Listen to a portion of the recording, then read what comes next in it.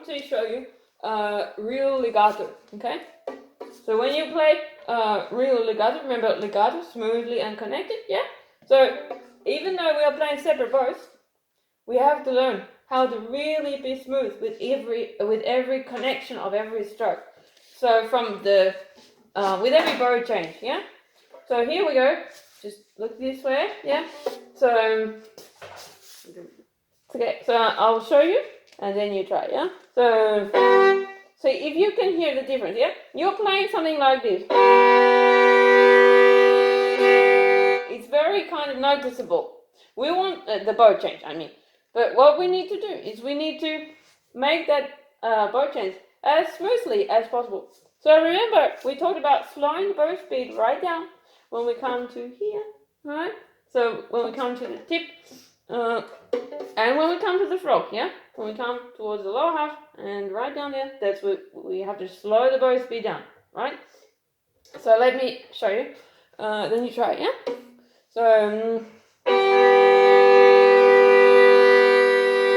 So you slow the bow right down. But the bow hair is still in contact with the string. It does not leave the string, okay? So bow hair still in the string. Remember that, okay? So again, once more. So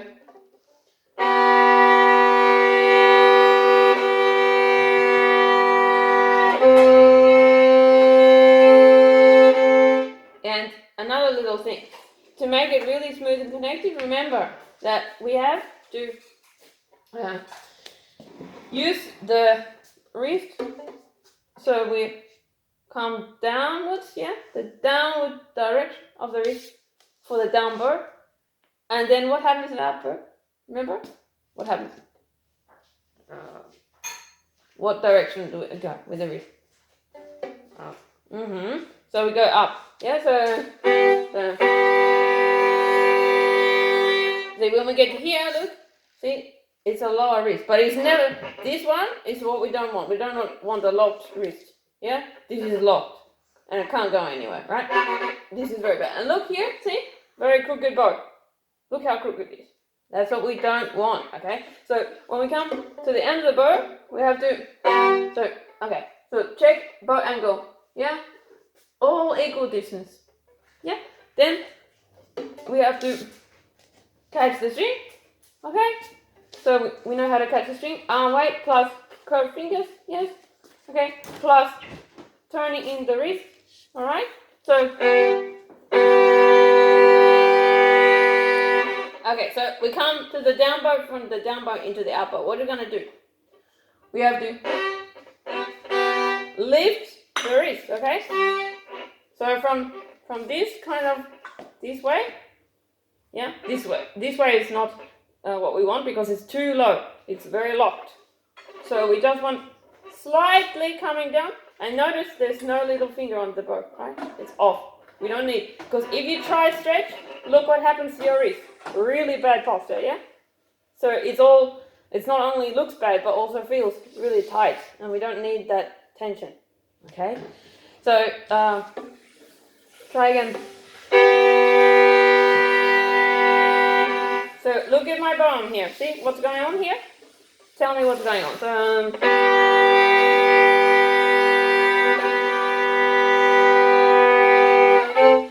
what happens? You lift your finger. Yeah, but what happens about the... Sorry? You raise your wrist. That's right. So the wrist automatically comes up, just like conductor, yeah? Because they have very flexible arms. They do not conduct like this, yeah? This is like robot conduct, yeah? So we want flexibility everywhere, yeah? So in the wrist, in the fingers, yeah? But main thing to look out for is the change of the bow. Because if we are detaching it, like this is very, very, very kind of angular sound, yeah? We want a smooth sound. So to keep the bow and the sound on the string, we keep that wrist, so keep it down and then gently gently we raise it up. So here you can see, yeah? So with that turn in wrist, that is the one that keeps the sound. Because if we don't have it, then this is nothing, no sound. When we turn the wrist into the left, yeah, towards ourselves, then we have sound. So try it once more, the double stop. And try to make everything smoothly with slowing down at both feet at the change of the bow and changing the wrist. Yeah, like we did, yeah? Yeah, but you know what? That is very out of tune. Fix it, okay? So, it's still out of tune. Sorry.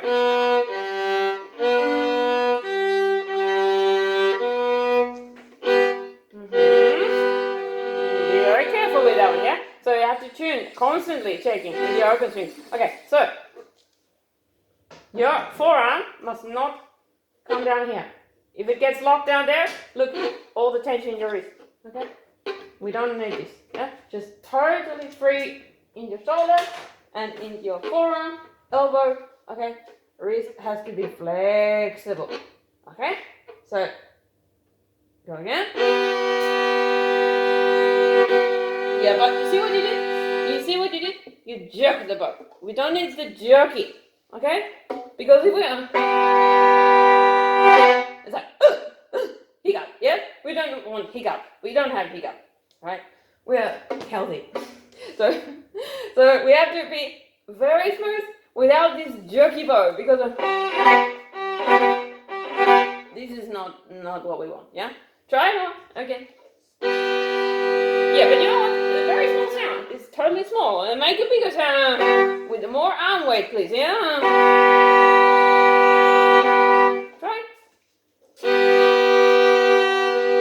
Yeah, but you know what you did? You bow around the corner. You're going to see the neighbor around the corner. I don't know why.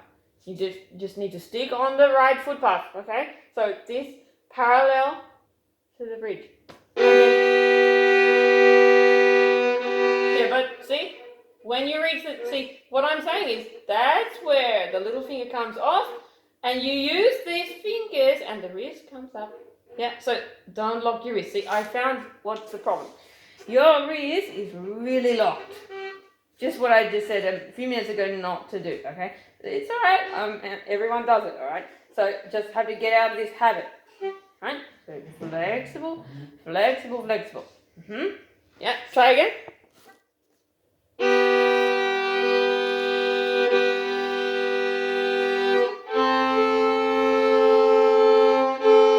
Yeah, but you know what?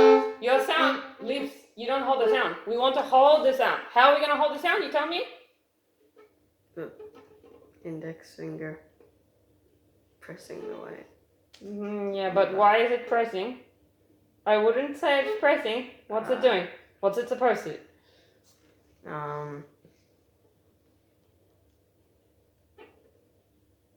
Yeah. Can you explain to me? Yeah? Because just pretend you are my teacher. You have to tell me. Okay? When you tilt your wrist, you carries the weight of the shoulder of the arm. Yeah. Okay. So what is happening? There is a word I'm looking for starting with L. Okay. 4 letters. I just told you. Yeah. So when we do this, when we turn the wrist in, what happens? You have a. What's it called when you lean against? I just said it. Yeah. So you see, that is what I need. I need to see that your finger is kind of creating this angle, so it enables you to lean in with the arm weight. Yeah. So this is better than this one. You can't get sound. This one with the lean, bow angle. Okay, correct, but also turn in the wrist. Yeah. This is where we get the sound. We cannot get the sound here, like without this lean, yeah? It's just too weak, and too much tension. Look. This is bad sound. This is good sound. Try again. Yeah, but straight both, yeah? But, keep the bow straight. Yeah, but you know, you need to keep it legato. So try not to lift your bow hair off. And the only way to achieve that is to constantly have the arm weight from the shoulder going into the string. Okay, try. Yeah, but you know what I see now is you tend to raise your shoulder in a very dangerous way. You do this. Look. Watch my shoulder. You do that. Yeah? That's not good. Because when we raise the shoulder unnecessarily, it's both creating tension and unnecessary effort. Okay? Because we don't need actually all this effort to play, you know. Like, this is too much work, yeah? We want to make it look easier, okay? And it feels better too, you know? If we can just...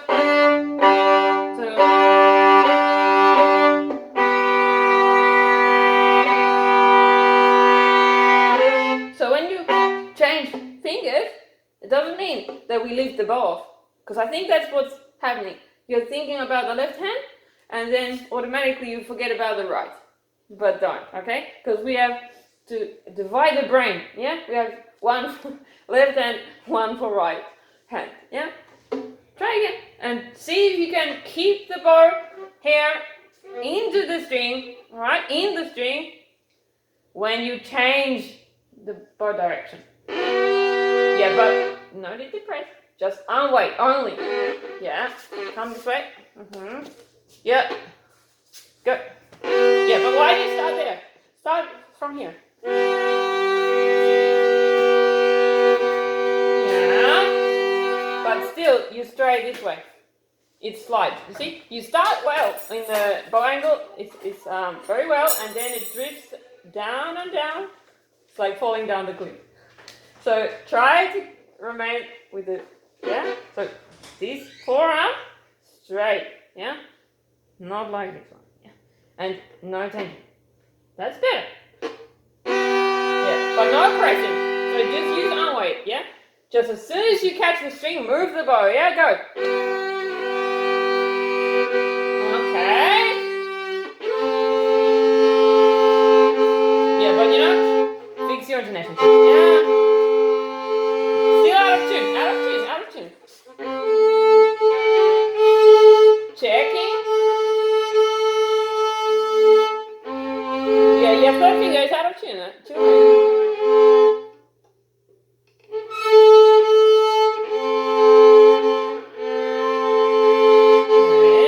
Alright. Go on. Hold your volume.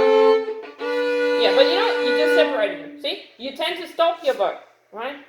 We actually don't want to stop the bow. We slow the bow. There's a difference between stopping the bow and slowing the bow. Yeah? So we have to slow down the bow speed, okay? And then, for example, when you go onto a new pair of strings, okay, you slow down the bow speed, and then, before taking the next bow, we have to prepare the left hand, right? So,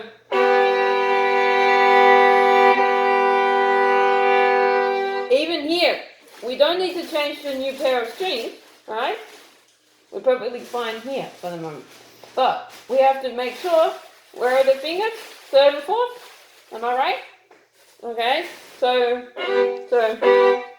see where they are, right? They're not sailing away down the river somewhere, okay? They are in line with the rest. So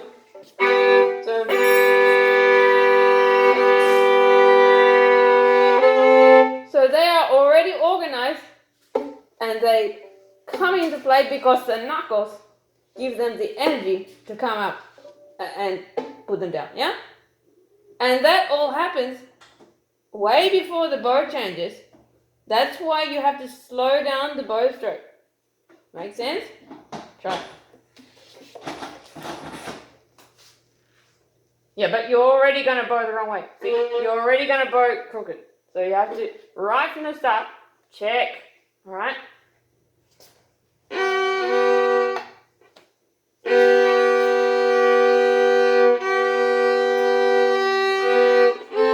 Yeah, but there's no need to stop the bow. Just slow the bow. Slowing the bow. Okay? Keeping the bow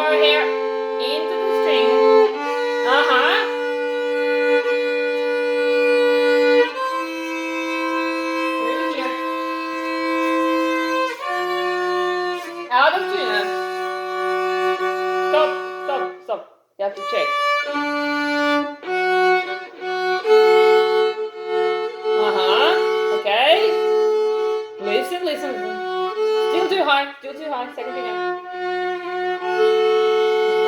And D, third finger. Okay, listen carefully. It's not ideal yet. Yeah, the thing is that sometimes you can kind of think, oh yeah, that's in tune, but actually it's just the nature of the violin that we have 4 strings and they tend to kind of resonate kind of really brightly with some intervals, right? Some pairs of notes. So we have to be very careful not to deceive ourselves that that's in tune when it's actually not. Because, you know, when we put the fingers down, right, we say, okay, got to get this right. But then, you know that's actually out of tune. Would you tell me that that's out of tune or would you not? Be really honest, yeah? Would you say that's out of tune? I would. You know why? Because, like I just said, we tend to kind of, our ears, the acoustical sound of the violin strings, yeah? They tend to encourage us to kind of put the fingers sharper than we need or flatter.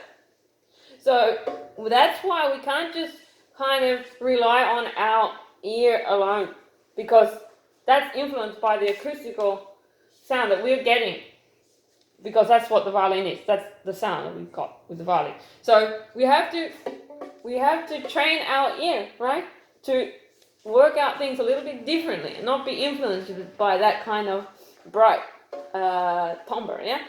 So, have to listen.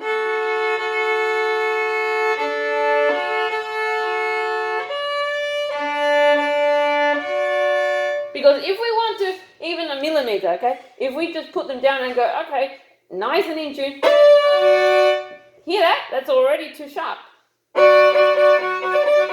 It's much too sharp. But that's actually how most kids play. So I would place one really huge warning, yeah? Not to just allow our ears to kind of get used to this nice bright sound that the violin actually naturally has. And that will encourage only the fingers to be put in the wrong place, okay? For a lot of intervals, I mean, it depends on what interval you are playing and sometimes even the piece. But, yeah. In this case, for all your scales, I would be really wary of the sharpness. Or sometimes you get a flat, yeah. But just really don't trust your ears, okay? You have good ears, but even I can't trust my ears. I have also absolute pitch, but I can't trust my ears. I have to measure everything up, okay? So, yeah, that's how we want to work through the scale. So, very legato, you know how to do this, yeah? So, even on open pairs of strings, I recommend. So, before you change to the next pair of strings, what do we have to do? Slow down. The bow. The speed of the bow, yeah? And then what do we do with the left hand? Put the fingers down. Before you change. That's right. So slow the bow, get them ready. Yeah? So and in actual fact, they will be looking like they are together, but in real time. But to analyze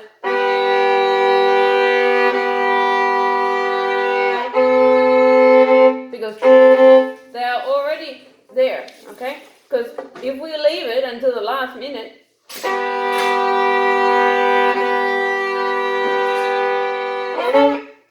out of tune. That's massively out of tune. Way out of tune. So the thing is, even like people say, oh, you play a little bit out of tune. Out of tune is out of tune. Whether it's a little or a lot, it's out of tune. Doesn't change the fact. So that's why you have to be super critical not to trust your ears only, yeah? Naturally, you have good ears. I also have good ears, but I can't trust my ears alone. I have to measure everything up. I don't mean with rulers and tape measures. I just mean you have to check with your open strings. If your violin is out of tune, go and tune it. Then come back and tune everything with the open strings and the intervals, yeah? Like we did before. So more on that, of course, next time. But yeah, just before we finish, I just want to hear a little bit of your piece, I think. But yeah, next week I will definitely hear the seat study. Okay. Not today because you probably haven't done that much work on it, right? I don't know. Have you? Did a bit of work, not too much, yeah. Okay. Well, maybe just play me a couple of bars. What you did with your separate bows on that, and then, yeah, because we don't actually need to go through much. I just want to see how your bowing is going. Just try. Okay. Oh, probably not by memory, but yeah. Okay. Just try. Just try. Even without your book. I want you to look totally, because this is the thing. With studies, we have to memorize them because we should not just be dependent on watching the score. We have to look at our hands and watch everything here, not the book, yeah? So, of course, we learn by the score firstly, but then, yeah, memorize. So try the first couple of us. Just try. I don't know how it goes. You can. Yeah? I'll give you 5 seconds. You look here. So try 2 bars. Oh. Yeah, but you know what? Crooked again. See, the old habits come flooding in. So, yeah, come this way, turn around. Okay, so come this way, yeah. That's right. So, that's it. So your violin should not be sailing out that way, okay? Just keep it in. Okay, go. Okay, so I can already see, it doesn't matter about the bowing, I understand that. But in general, the sound is way too small. Way too small. Okay? So we need to fix that. How are we going to fix it? Twisting the wrist. Twisting the wrist. I wouldn't Turning twist in the wrist. it. I would be a bit scared if I were twisting my wrist. Turning the wrist in. Yeah, that's right. So we want to turn the wrist that way. Alright? Okay? Now, let's have a go.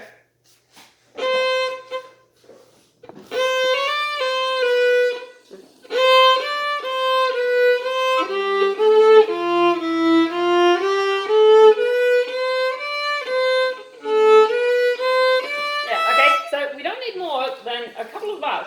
Just once again, 2 bars only. So, 1 second. Yeah. So you look at this. Yeah. 2 bars only. Up until the open A, then you stop. Yeah.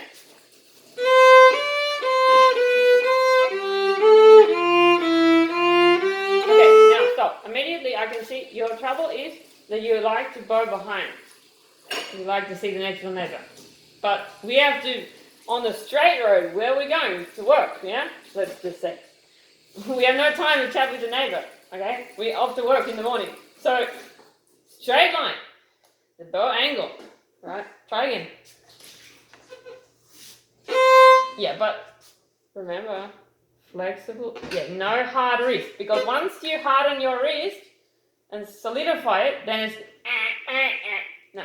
You need beautiful sound. So, flexibility and nice soft wrist here, see? At the moment it's not soft. Try, hold your bow, let me do this, okay? I want to feel it's soft. Soft, okay? This should be, okay, this should be more flexible. You should be able to wave your wrist. Waving, okay? Waving. Yeah, this is what we need, yeah?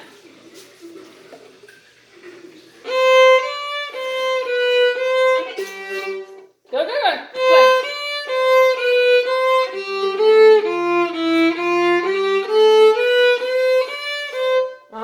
But what's happened to the left hand thumb? Try again. Yeah, but your fingers are nowhere near ready. They have to be in the same, see the open string, yeah? But they all have to be on that wavelength, that line. They have to be in the same line as each other. If these ones are drifting by the wayside, they will not be ready to play. So all in the same line. Go. Yeah, but catch the string. Circular motion. Wait. Start again. Circular motion. But you didn't catch the string. More bow.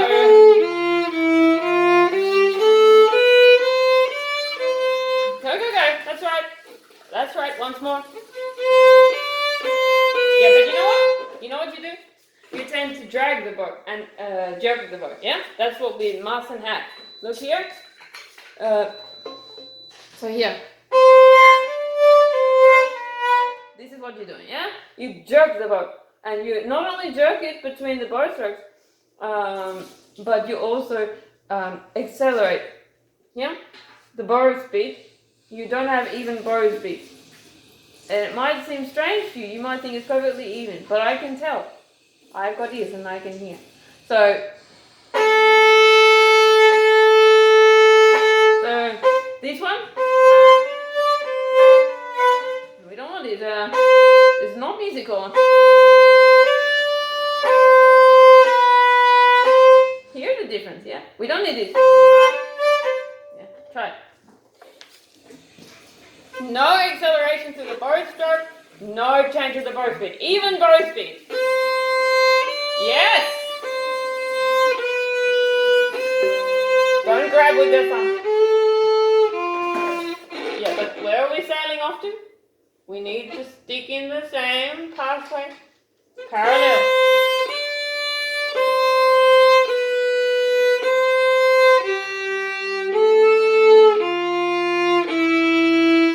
Okay, stop. What have you got to say about your intonation? Was it crystal clear and clean? No. No. So, yeah, you need to go home and work on cleaning all the notes.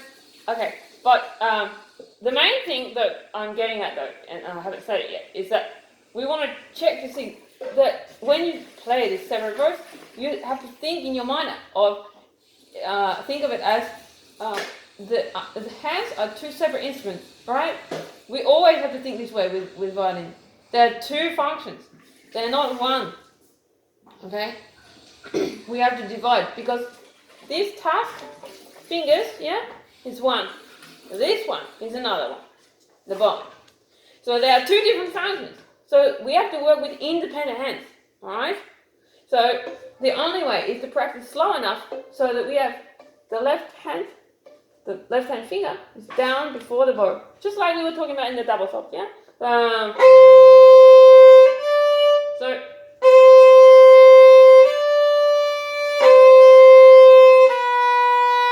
slow the bow down until we are sure that we have the next finger down, yeah? Because if we will do the opposite, if we will not slow the bow down, if we will accelerate it, you listen to what happens. See?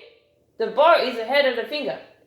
And it's not only ahead of the finger, but it's also jerking the sound and making it unmusical. So we have to make sure, slow the bow speed down, but then get the finger on board, yeah? Try. And then obviously move the bow, yeah?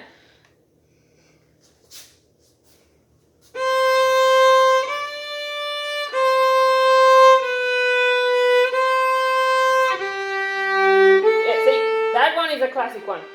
Where is the little finger when you play the G? It's right back here. Should it be there? No. Okay, so it should be in line with the rest of those fingers. Go, go. Yeah, but don't see the next door neighbor. Keep on the straight and narrow road.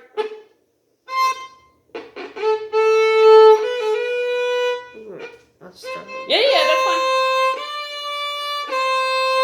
Yeah, so when you play it as well, just that's not bad. But what you need to do is don't forget about the flexibility, okay? In the wrist. Put your bow down and feel my wrist, okay? See where we're going with this. See how flexible? Your one is a little bit like this. Can you see the difference? Yeah? Can you feel the difference? This one is what I want. You can hear the difference in the sound, yeah? Yeah? Yeah. Okay. So try. So use your wrist. Not too much, just a little bit of movement happening here. Nothing special, just yeah, but you know what? The shoulder is unnaturally raised. So you're like holding it like a coat hanger in a cupboard. Yeah? Try to get out of the habit and let your shoulder down so you have the weight going into the string. Try.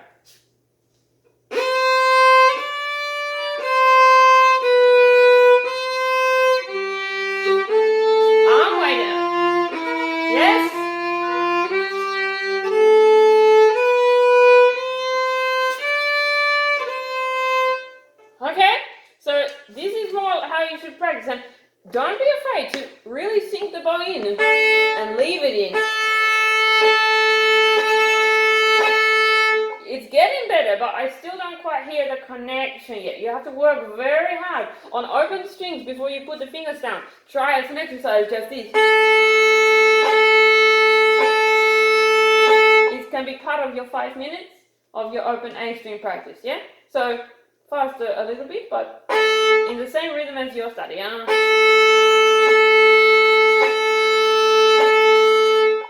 makes sense? Try once. Yeah, but so you have to circular motion, catch the string, lean in with the first finger turned in wrist. Okay, not solid wrist, nice, flexible. Okay, soft wrist. Go. Yeah, but that's not bad. But try to do it all yourself. So without any help from me, just lift up, catch the string, move the bow. Okay? Yes, but don't jerk the bow. Slow the bow speed down at the end of the bow. Slow down. Yeah, see? Okay, stop. I don't mean the tempo should slow. Okay? The tempo should remain the same. But I want the bow speed to just... It should not affect the tempo, okay? We'll finish in a second, but this is very important you understand this, because this is naturally, see, in order to analyze for you, I have to really kind of put it under a microscope, and we have to look, see, slowing down, and wrist comes up, like we just said before, yeah? So if you can practice in really slow motion,